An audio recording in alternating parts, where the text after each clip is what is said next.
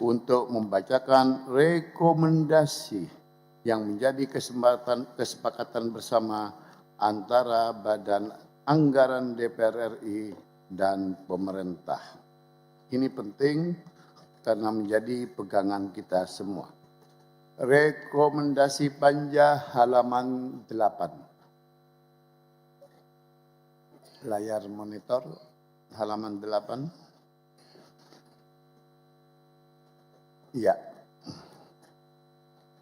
Rekomendasi panja berdasarkan hasil pembahasan panja perumus kesimpulan dalam rangka pembahasan tingkat 1 RUU P2 APBN tahun 2025, panja merekomendasikan agar 1. Mengintegrasikan kontribusi pertumbuhan ekonomi ke dalam sistem evaluasi kinerja atas realisasi belanja yang telah dialokasikan. Melalui langkah ini, paradigma evaluasi kinerja bertransformasi agar tidak lagi terbatas pada realisasi anggaran dan capaian output kegiatan, melainkan berorientasi pada dampak nyata outcome-nya terhadap peningkatan PDB kita, stimulasi investasi, penguatan produktivitas, akselerasi pengentasan kemiskinan, serta perluasan lapangan kerja. 2. Meningkatkan pengelolaan APBN secara efektif yang ditunjukkan dengan tertib dalam menjalankan alokasi anggaran dan program, kejelasan tujuan, prosedur, dan manfaat dalam melaksanakan pagu anggaran dan perubahannya, pengendalian belanja negara sesuai dengan kemampuan pendapatan negara sehingga tidak menambah defisit serta besaran utang terhadap PDB. 3. Akselerasi reformasi fiskal di sektor perpajakan diarahkan untuk memperkokoh kualitas kebijakan. Tujuannya agar penerimaan perpajakan sejalan dengan pertumbuhan ekonomi.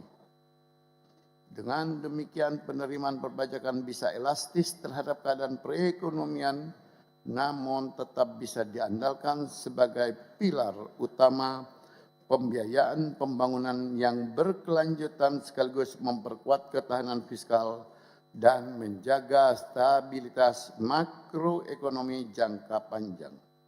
4. Perbaikan tata kelola penerimaan negara bukan pajak diarahkan untuk mempertinggi kepatuhan administratif, mempertebal kapasitas fiskal, serta memitigasi risiko kebocoran penerimaan negara guna mengoptimalkan peran APBN sebagai instrumen utama pembiayaan pembangunan nasional. Pemerintah perlu memperluas dan meningkatkan sumber-sumber baru PNBP, terutama dari sektor sumber daya alam. Pengelolaan PNBP wajib mengintegrasikan prinsip transparansi, akuntabilitas, dan digitalisasi secara menyeluruh. 5. Menyusun ukuran dan indikator keberhasilan tata kelola belanja kementerian lembaga diarahkan untuk mengimplementasikan prinsip better spending dan setiap rupiah yang dibelanjakan bisa diukur dampak atau outcome-nya. Langkah ini guna memastikan setiap satuan anggaran dialokasikan secara efisien, efektif, serta tepat cara dan tepat sasaran. Melalui pendekatan ini, APBN tidak sekedar berfungsi sebagai instrumen tata kelola keuangan negara, melainkan bertransformasi menjadi katalis utama dalam mengakselerasi transformasi ekonomi, meningkatkan mutu pelayanan publik, dan mewujudkan kesejahteraan masyarakat secara berkelanjutan. 6. Memperkuat sinergi program pemberdayaan ekonomi lintas KL dalam mendukung percepatan pengentasan kemiskinan yang komprehensif menyangkut aspek pelatihan, akses permodalan, pendampingan usaha, penetrasi pasar, serta perlindungan sosial yang berkelanjutan guna mengakselerasi proses graduasi kemiskinan. Melalui pendekatan ini, parameter keberhasilan penanggulangan kemiskinan ditransformasi agar tidak lagi bertumpu pada volume penyaluran bantuan atau penurunan statistik kemiskinan semata, melainkan pada capaian graduasi substantif yang diukur dari peningkatan jumlah keluarga yang mampu mandiri dan keluar secara permanen dari garis kemiskinan. 7. Melakukan evaluasi terukur terhadap implementasi anggaran mandatory spending pendidikan sebagai pemenuhan amanat konstitusi yang pemohonannya tidak sekedar bersifat formalitas pada tahap penganggaran, melainkan harus optimal pada tahap eksekusi agar manfaatnya dirasakan langsung oleh peserta didik, pendidik, dan tentu masyarakat.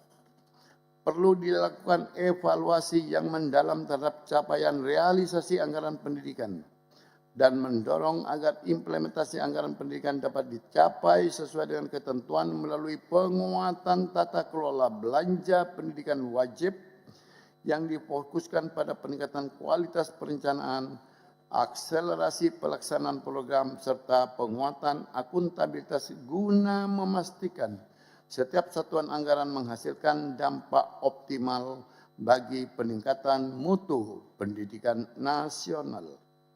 8. Mempercepat implementasi data tunggal sosial dan ekonomi nasional DTSEN sebagai referensi tunggal nasional dalam seluruh ekosistem program belanja pemerintah. Memperkuat integrasi data lintas kementerian lembaga, serta menjamin pemutakhiran data secara berkesinambungan. Pemanfaatan DTSEN menjadi fondasi krusial dalam mewujudkan tata kelola APBN yang lebih efektif, efisien, transparan, dan berkeadilan.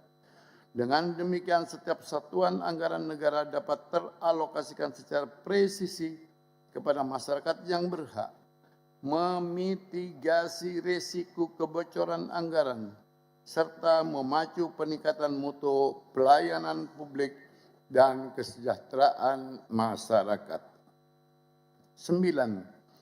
Pemerintah meningkatkan kualitas laporan kinerja pemerintah pusat dengan selalu melengkapi laporan tentang penyelesaian pekerjaan program yang menggunakan anggaran di rekening penampungan akhir tahun anggaran RPATA, laporan keuangan bendahara umum negara yang mencakup pengelolaan seluruh kekayaan negara, baik dikelola langsung maupun yang pengelolaannya dipisahkan.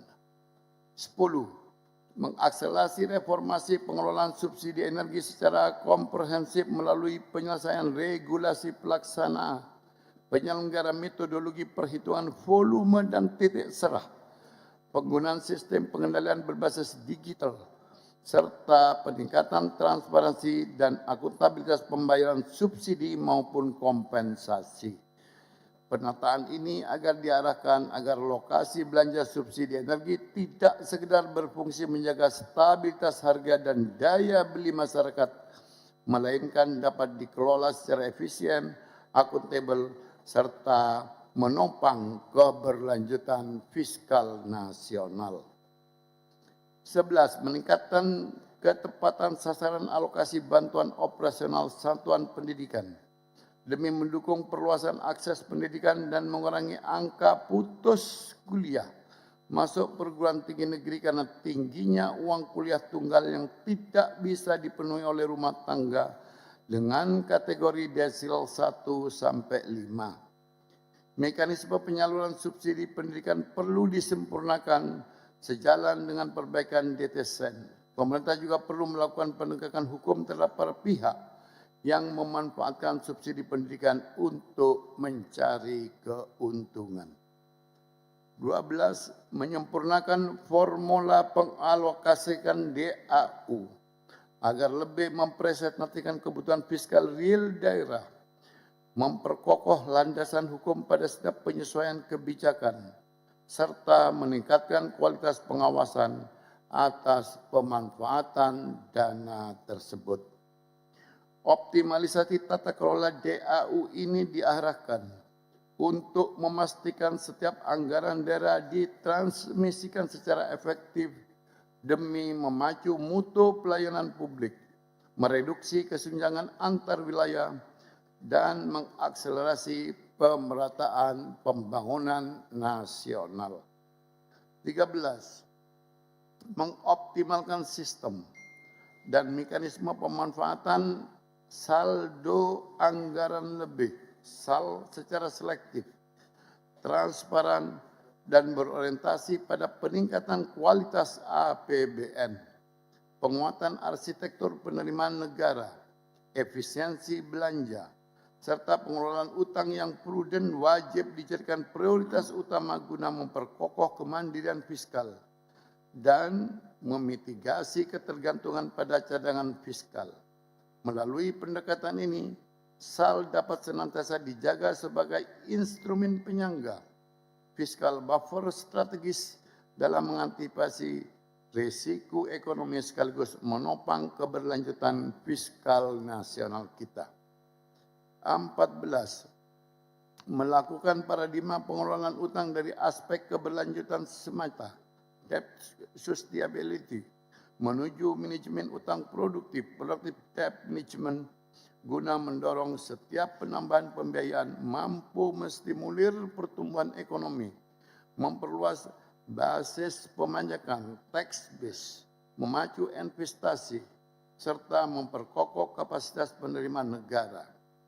Pengelolaan utang diintegrasikan secara komprehensif ke dalam strategi fiskal jangka panjang Indonesia, sehingga kebijakan pembiayaan tidak sekedar bersifat jangka pendek atau tahunan, melainkan memiliki arah yang presisi, terukur, dan konsisten demi menjaga kredibilitas serta keberlanjutan fiskal.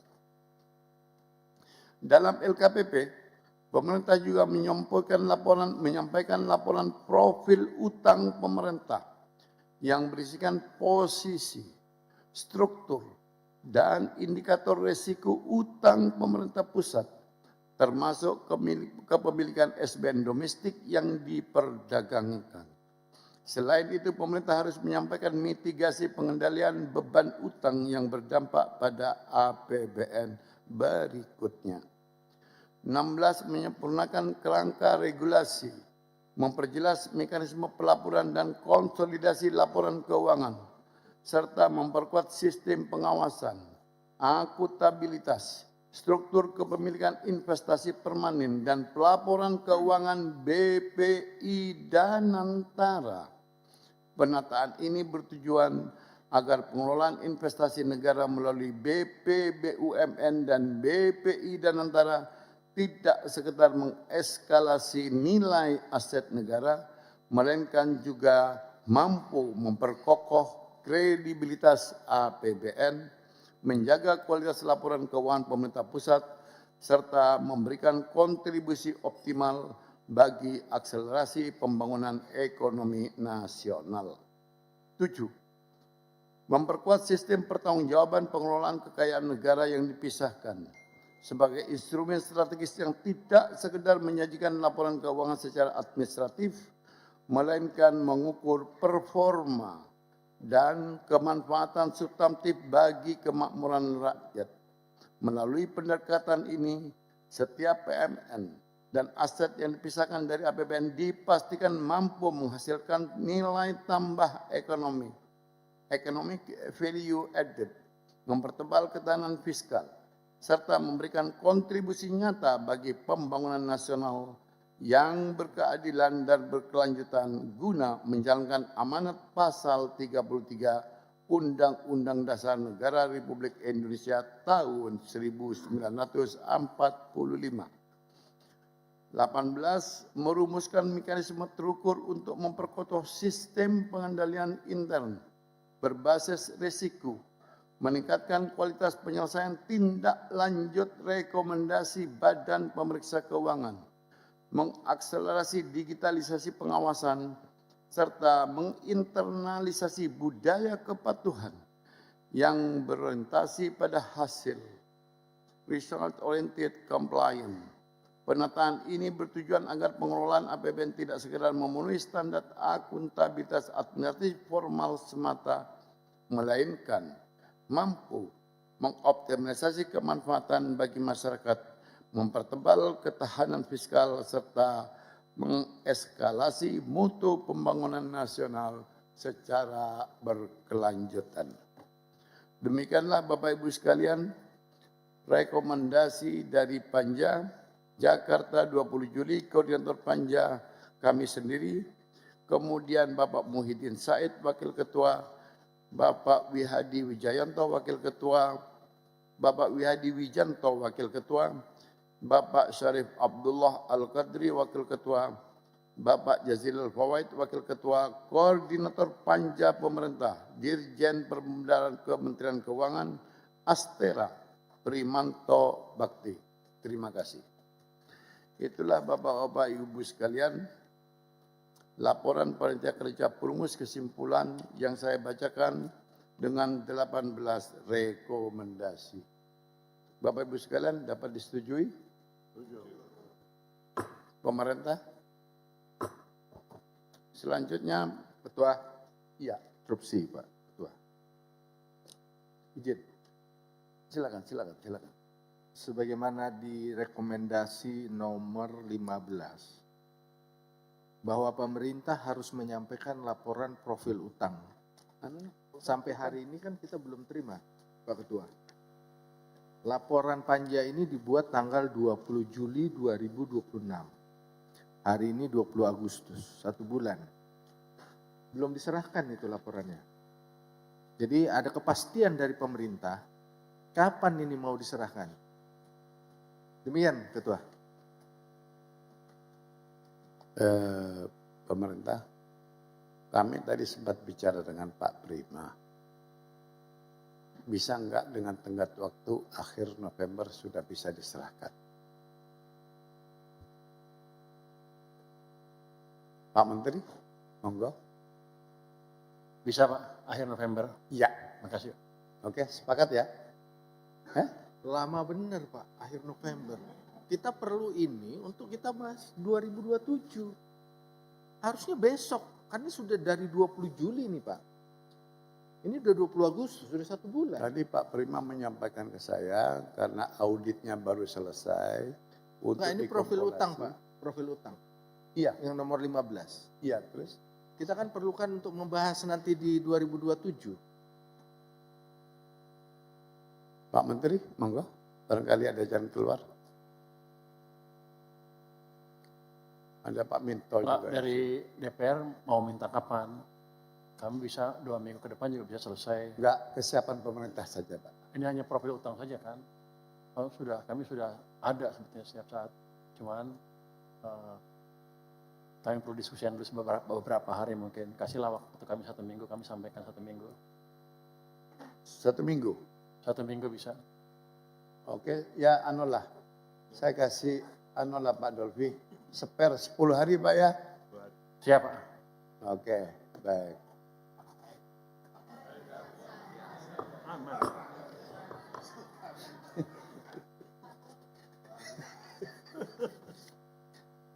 Monggo Pak Wihadi. Terima kasih pimpinan. Assalamualaikum warahmatullahi wabarakatuh. Salam sejahtera bagi kita semua. Om Swastiastu, Namo Buddhaya, salam kebajikan. Saya menyampaikan laporan panitia kerja draft RUU dalam rangka pembicaraan tingkat 1 tentang pertanggungjawaban atas pelaksanaan anggaran pendapatan dan belanja negara tahun anggaran 2025. Saya langsung saja untuk mempersingkat waktu. Jadi dari kesepakatan panja draft RUU, yaitu judul tetap, considering menimbang dan mengingat juga tetap. Kemudian di poin 3, pasal per pasal batang tubuh, pasal 2 yang berubah. Saya akan bacakan yang berubah saja. Pasal 2 berubah, yaitu penambahan ayat 4 baru sebagai berikut. Mungkin dengan slide-nya sudah. Slide.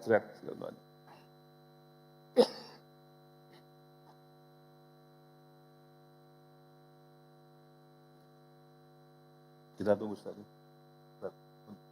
Udah. Baik, saya ulangi. Jadi di pasal per pasalnya, poin 3, pasal per pasal batang tubuh, ada pasal 2 berubah. Perubahannya adalah penambahan ayat 4, 1, 2, 3 tetap, ayat 4. Ayat 4 baru sebagai berikut. Laporan keuangan pemerintah pusat sebagaimana dimaksud pada ayat 1 dilampiri dengan laporan kinerja pemerintah pusat. Ayat 5 merupakan ayat 4 lama dan dilakukan penyesuaian rujukan sebagai berikut. Laporan keuangan pemerintah pusat sebagaimana dimaksud pada ayat 1, ayat 3, dan ayat 4 tercantum dalam lampiran yang merupakan bagian tidak terpisahkan dari undang-undang ini. Kemudian poin 3, pasal 3 berubah, huruf A tetap, huruf B tetap, tambahan huruf C baru sebagai berikut.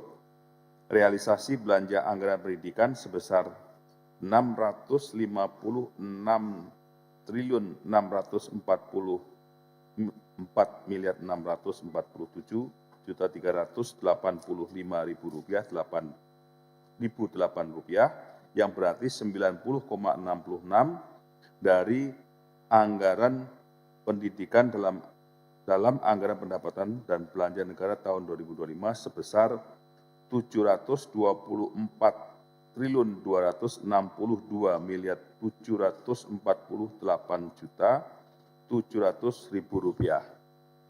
Huruf D merupakan pergeseran dari huruf C lama. Huruf E merupakan bagian pergeseran dari huruf D lama dan dilakukan penyesuaian rujukan sebagai berikut. Pembiayaan untuk menutup realisasi defisit anggaran sebagaimana dimaksud dalam huruf D sebesar 744.200.443.864 rupiah, yang berarti 120,54% dari anggaran pembiayaan dan anggaran pendapatan dan belanja negara tahun anggaran 2025 sebesar 616.186.060.243 rupiah. Kemudian huruf F merupakan pergeseran dari huruf F lama dan dilakukan penyesuaian rujukan sebagai berikut. Berdasarkan realisasi defisit anggaran sebagaimana dimaksud dalam huruf D dan realisasi pembiayaan sebagaimana dimaksud dalam huruf E, terdapat sisa lebih pembiayaan anggaran tahun anggaran 2025 sebesar 72.396.045.683.987 rupiah. Dan huruf G merupakan pergeseran dari huruf F lama. Kemudian perubahan lagi ada di tambahan pasal baru menjadi pasal 11, yaitu capaian pemerintah melaksanakan anggaran pendapatan dan belanja negara tahun 2025 dalam mengupayakan pemenuhan sasaran pembangunan yang berkualitas adalah sebagai berikut. A. Tingkat kemiskinan sebesar 8,25%. B. Tingkat pengangguran terbuka sebesar 4,85%. C. Gini rasio sebesar 0,363. Dan D. Nilai tukar petani sebesar 123,26. Serta nilai tukar nelayan sebesar 103,86. Kemudian 12, tambahan pasal baru menjadi pasal 12, laporan keuangan pemerintah pusat tentang laporan keuangan perusahaan negara dan badan lainnya disampaikan paling lambat tanggal 30 November 2026. Kemudian pasal 13 merupakan pergeseran dari pasal 12 lama, pasal 14 merupakan pergeseran dari pasal 13 lama, pasal 15 merupakan pergeseran dari pasal 14 lama. Kemudian pada 4 penjelasan batang tubuh, ini judul tetap, kemudian untuk perubahannya ada di penjelasan pasal per pasal, yaitu pasal 2 berubah, ayat 1, 2, 3 tetap, kemudian penambahan penjelasan ayat 4 yang baru, laporan kinerja pemerintah pusat paling sedikit memuat capaian sasaran program prioritas nasional yang mengaitkan indikator, program, dan anggaran kementerian dan lembaga. Poin berikutnya adalah penjelasan ayat 5 merupakan pergeseran dari penjelasan ayat 4 lama dan tidak terdapat perubahan. Kemudian perubahan yang terjadi lagi adalah di penjelasan pasal 11 baru. Slide-nya. Pasal 11 baru. Nah, ini informasi mengenai tingkat kemiskinan ekstrem, B. Indeks modal manusia, dan C. Potensi penurunan emisi gas rumah kaca belum diungkapkan di dalam laporan keuangan pemerintah pusat tahun 2025. Untuk kemudian yang berubah lagi pasal di poin 13, penjelasan pasal 13 merupakan pergeseran dari penjelasan pasal 11 lama dan tidak terdapat perubahan. Poin 14, penjelasan pasal 14 merupakan pergeseran dari penjelasan pasal 12 lama dan dilakukan perubahan sebagai berikut. Semula cukup jelas menjadi untuk menindaklanjuti rekomendasi Badan Pemeriksa Keuangan dalam laporan hasil pemeriksaan atas laporan keuangan pemerintah pusat tahun 2025 dan laporan hasil review atas pelaksanaan transparansi fiskal tahun 2025, serta dalam rangka menindaklanjuti rekomendasi Dewan Perwakilan Rakyat untuk meningkatkan kualitas pengelolaan keuangan pemerintah. Pemerintah akan melakukan beberapa langkah antara lain, A. Mengintegrasikan kontribusi pertumbuhan ekonomi ke dalam sistem evaluasi kinerja atas realisasi belanja yang telah dialokasikan, agar evaluasi kinerja tidak lagi terbatas pada realisasi anggaran dan capaian output kegiatan, melainkan berorientasi pada dampak nyata, outcome terhadap peningkatan produk domestik bruto atau PDB, stimulasi investasi, penguatan produktivitas, akselerasi pengentasan kemiskinan, serta perluasan lapangan kerja. B. Meningkatkan pengelolaan APBN secara efektif yang ditunjukkan dengan tertib dalam menjalankan alokasi anggaran dan program, kejelasan tujuan, prosedur, dan manfaat dalam melaksanakan pagu anggaran dan perubahannya, pengendalian belanja negara sesuai dengan kemampuan pendapatan negara sehingga tidak menambah defisit serta besaran utang terhadap PDB.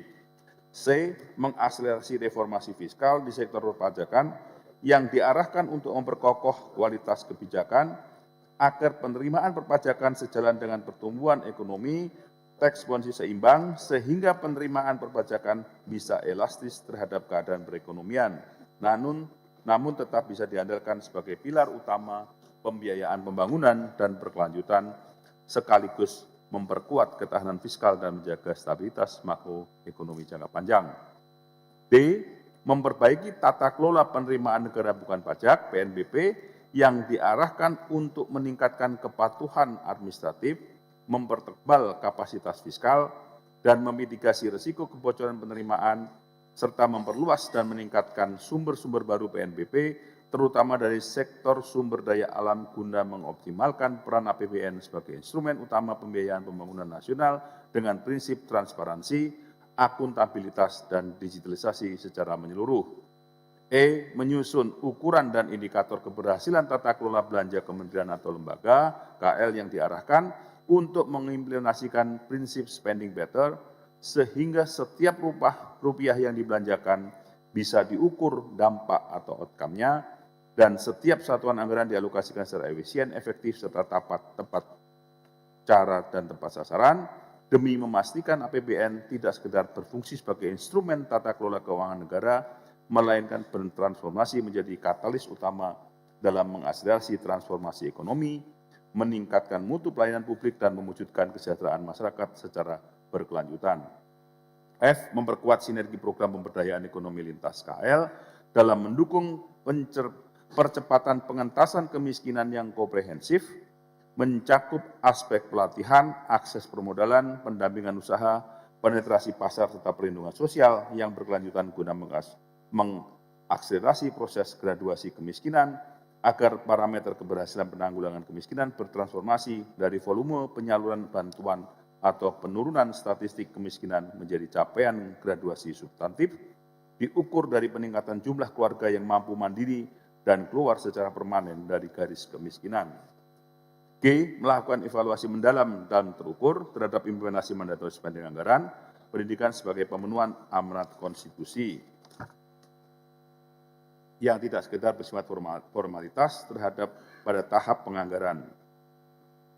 Ini saya persingkat saja, Pak. Jadi nanti langsung H, mempercepat implementasi data tunggal sosial ekonomi nasional DTSN sebagai referensi tunggal nasional, dan selanjutnya I, meningkatkan kualitas laporan kinerja pemerintah pusat yang dilengkapi dengan laporan penyelesaian program yang menggunakan anggaran di rekening penampuran anggaran RPTATA.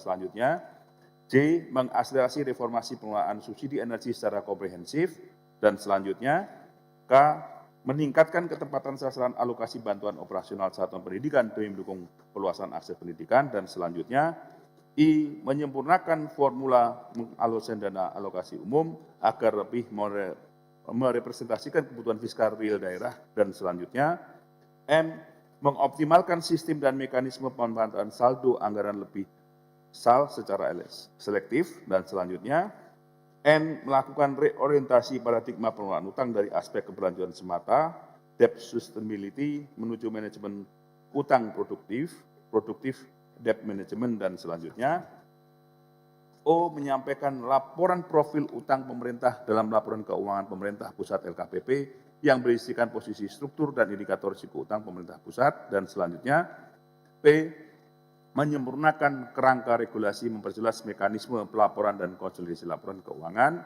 dan selanjutnya Q, memperkuat pertanggungjawaban pengelolaan kekayaan negara yang dipisahkan sebagai instrumen strategis yang tidak sekedar menyampaikan laporan keuangan secara administratif, dan selanjutnya R, merumuskan mekanisme terukur untuk memperkokoh sistem pengendalian intern SPI berbasis risiko, dan selanjutnya poin 15, penjelasan pasal 15 merupakan pergeseran dari penjelasan pasal 13 lama yang tidak terdapat perubahan. Demikian laporan panja draft RUU pertanggungjawaban dan atas pelaksanaan APBN tahun anggaran 2025 untuk dapat diterima dalam rapat kerja Badan Anggaran DPR RI. Demikian. Terima kasih Pak Wihadi, Bapak Ibu sekalian. Apakah yang disampaikan laporan oleh Bapak Wihadi bisa disetujui? Pemerintah? Setuju, Pak. Bapak Ibu sekalian, sesuai kesepakatan tadi, pendapat mini sebagai sikap akhir fraksi, pengambilan tingkat 1 untuk dibawa ke paripurna dalam pengambilan keputusan tingkat 2, mohon dapatnya diserahkan kepada pimpinan dan pemerintah. Yang pertama dari fraksi Partai Demokrat, Dr. Dede Yusuf Macan Effendi. Kami persilakan.